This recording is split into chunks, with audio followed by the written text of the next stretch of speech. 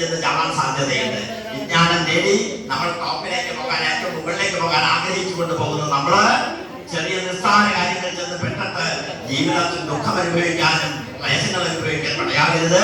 അതിനെല്ലാം നമ്മെ സഹായിക്കുന്ന ഏറ്റവും വലിയ മന്ത്രമാണ് വിദ്യാരാജഗോപാല മന്ത്രം. ആ വിദ്യാരാജഗോപാല മന്ത്രം ഒരേ ചൊല്ലിത്തരാം. എല്ലാവരും കുറേശ്ശെ പുഷ്പടുത്തൊക്കെ കയ്യിലെടുത്ത് പിടിക്കുക, ഹൃദയത്തോടെ പഠിക്കുക.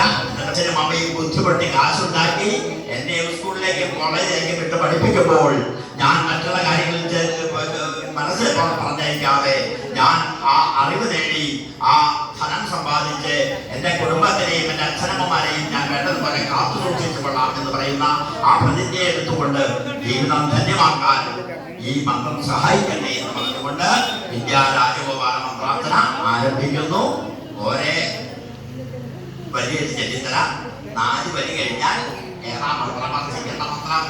ഓം നമോ ഭഗവതേ വാസുദേവായ. അത് ശരിയാക്കിക്കാൻ വീണ്ടും കൊടുക്കാം. ഞാൻ പിടിച്ചോളാം. ഓം സരസ്വതി നമസ്തുഭ്യം വരദേ കാമരൂപിണി വിദ്യാരംഭം കരിഷ്യാമി സിദ്ധർഭവതു മേ സദാ. മന്ത്രം തുടങ്ങുന്നു. ഒരേ വരിയായി ചെല്ലിത്തരാം. ഏറ്റു ചെല്ലണം. കൃഷ്ണ കൃഷ്ണ ഹരേ കൃഷ്ണ.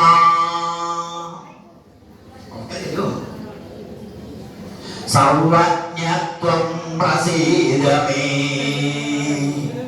രമാരമണ വിശ്വേശ വിദ്യാമാശു പ്രയച്ഛ മേ.